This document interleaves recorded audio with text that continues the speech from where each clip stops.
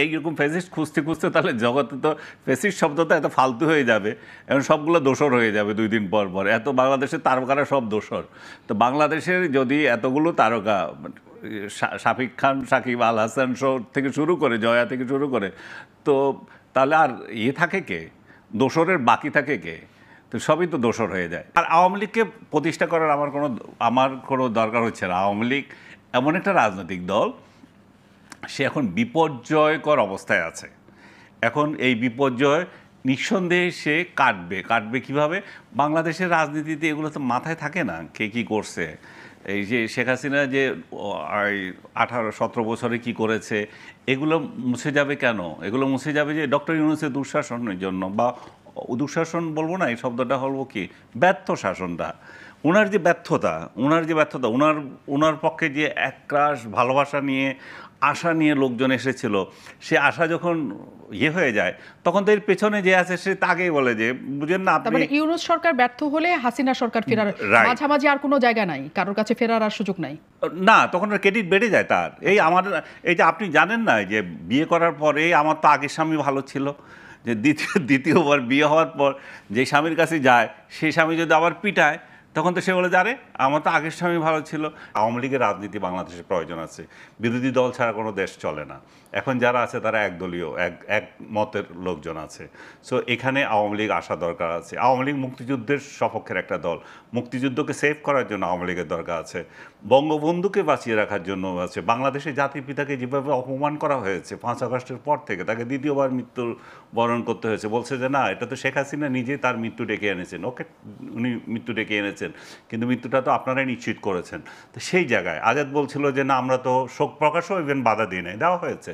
অনেক জায়গায় বাধা দেওয়া হয়েছে, যেখানে গরিবদের জন্য খিচুড়ি রান্না করা হয়েছিল, পুলিশ সেই সমস্ত খিচুড়ি পর্যন্ত নিয়ে গেছে।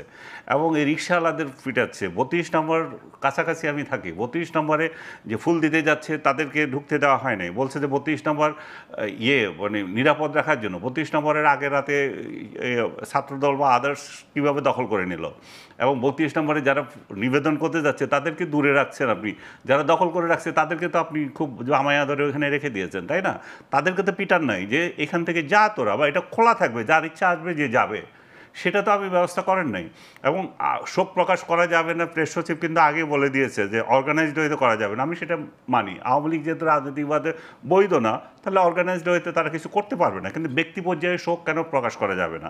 ও বলছে যে ঘৃণার সংস্কৃতি তারা চায় না, কিন্তু বাস্তবতা হচ্ছে 5 আগস্টের পর থেকেই ঘৃণার সংস্কৃতি শুরু হয়েছে। আওয়ামী লীগ আমলে যে ঘৃণার সংস্কৃতি যদি 50% থাকে, এখানে 500% বেড়েছে।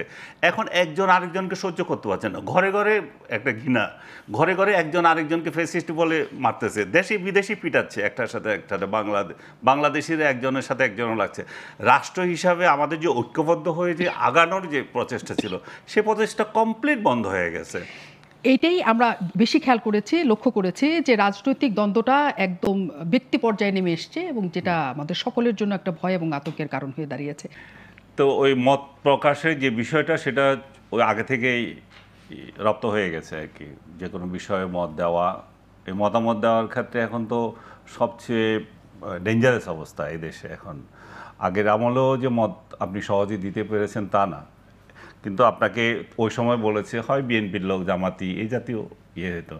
এখন তো ফেসিস্ট, এখন এমন এক অবস্থা দাঁড়িয়েছে যে এদেরকে ধরো, এরা জেলে যায় না কেন, এদেরকে ওই প্রদর্শনী করে, যেটা আপনি উদাহরণ দিচ্ছিলেন যে জুতা মারো, মানে অহেতুক কতগুলো কাজ শুরু হয়ে গেছে আর কি। সবচেয়ে দুঃখজনক হচ্ছে যে যারা একসময় বলতো যে এদেশে মত প্রকাশের স্বাধীনতা নাই, মত প্রকাশ করা যাচ্ছে না, তারাই আবার এখন মত যারা প্রকাশ করছে তাদেরকে গলা টিপে ধরার জন্য বলতেছে। তাদেরকে কিভাবে হেনস্থা করা যায় সেটা নিয়ে তাদের মাথা ব্যথা। যারা এক সময় বলতো যে সরকার কথা বলতে দেয় না, হ্যাঁ, এই সরকারের আমলে আজাদ পাশে বসেছে বলছে না যে আমাদেরকে কথা বলতে কেউ বাধা দেয়নি, কথা বলতে দিচ্ছে। কথা সরকারের তরফ থেকে কোনো নাই। আগে যে সংস্কৃতি ছিল ডিজিএফআই, এনএসআই তরফ থেকে বাধা যাইতো। আপনাকে এগুলো কি বলবো, আপনি তো নিজেই জানেন। কারে ডাকবেন না ডাকবেন এগুলো আমার মনে হয় না যে সরকারের তরফ থেকে আসছে। আপনি নিজে পাচ্ছেন কিনা আমি জানি না, বাট যেটা হচ্ছে ব্যক্তি পর্যায়ে শুরু হয়ে গেছে। মালিকরা নিজেরাই ডাকে না, নিজেরা ভয়ে মরে, কারণ ওদেরকে মব চলে এসছে। যেটা আমি আজকেও বলছিলাম যে এক জায়গায় যে সরকার নয় বা সরকারের এজেন্সিগুলোও নয়, এখন মত প্রকাশ করার সবচেয়ে বড় সমস্যা হচ্ছে জুলাই নাম দিয়ে সরকারের ছত্রছায়া দেখিয়ে কতগুলো ব্যাঙ্গের ছাতার মতো অর্গানাইজেশন, শুধু জুলাই ঝুলাই রাখলেই হলো। উনিরা বিপ্লবী হয়ে গেছে। 30 তারিখে লাল করেছিল ফেসবুক প্রোফাইলটা, আর 3 তারিখে ইয়েতে গিয়েছিল, শহীদ মিনারে গিয়েছিল, ওই একটা ছবি পাইছে, ওইটাই ঝুলাই রাখছে। 17 বছর কি করেছে তার কোনো কিছুই নাই। এখন তারা লোক খুঁজতেছে, স্বৈরাচারের দোসর খুঁজতেছে, নিজেদের অপকর্ম ঢাকার জন্য এগুলা তাই করছে। মুক্তিযুদ্ধের বিরুদ্ধে বয়ান তৈরি করছে, সাংবাদিকতার বিরুদ্ধে বয়ান তৈরি করছে, এবং দুর্ভাগ্যক্রমে আমাদের কিছু টোকাই সাংবাদিকও এখানে যুক্ত হয়েছে, যেগুলোকে আপনি কখনো কোথাও দেখেন নাই আগে। এখন এগুলা বিরাট বিরাট সাংবাদিক হিসেবে আবির্ভূত হয়েছে আপনাকে ট্যাগ দেওয়ার জন্য। এ তো এর দালাল, এ তো ওর দালাল।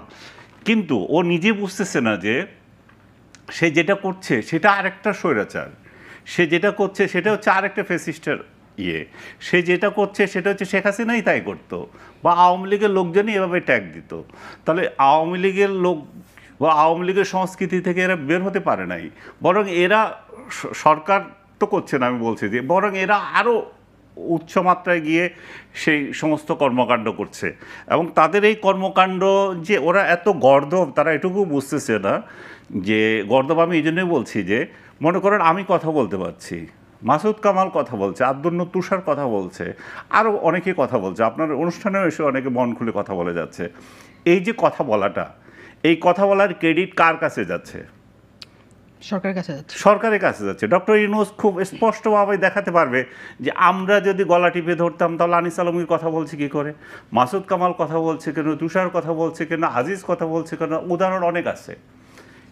তো এরা তো এটুকুও বুঝে না যে আমরা কথা বলতে পারা সেটা সরকারের ক্রেডিট, এবং সরকারের মধ্যে থেকেও কিছু আছে এগুলো বলতে পারে না।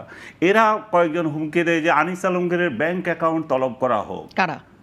এই টোকাইগুলা আপনি সোশ্যাল মিডিয়ায় দেখবেন, এই টোকাইগুলো লিখবে আনিস আলমগীরের ব্যাংক অ্যাকাউন্টের, কামালের ব্যাংক অ্যাকাউন্ট করলে এরা টাকা পায় কোথায়, এরা কথা বলে কী করে, এরা খায় কী করে। মানে ভাবখানা এমন যে আমরা গরিব ছিলাম, আমি তো 2টা চাকরি করছি সব সময়, বাপেরও কিছু আছে।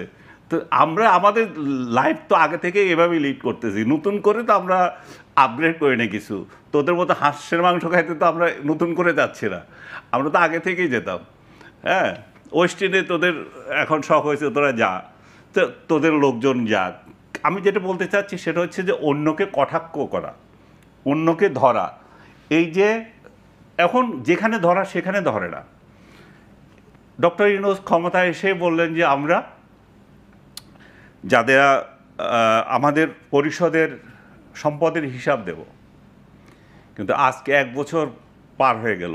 দেবপ্রিয়, আমি কালকে দেখলাম যে দেবপ্রিয় তাদের খুবই প্যারের ভাই, সে দেবপ্রিয় বলছে যে এইটা বড় এক ধরনের বরখেলাফ। ডক্টর ইউনূস কত সম্পত্তি তার আগে ছিল, এখন কত, তার সেই সমস্ত ওই আসিফ বা আদার্স এই ধরনের লোকজন যেগুলো এখন ফুলে ফেঁপে অনেক বড় হয়ে গেছে, তাদের আগে কত ছিল এখন কত, আমরা তো সেগুলো জানতে পারছি না। তারা 1 বছরও দেয় নাই।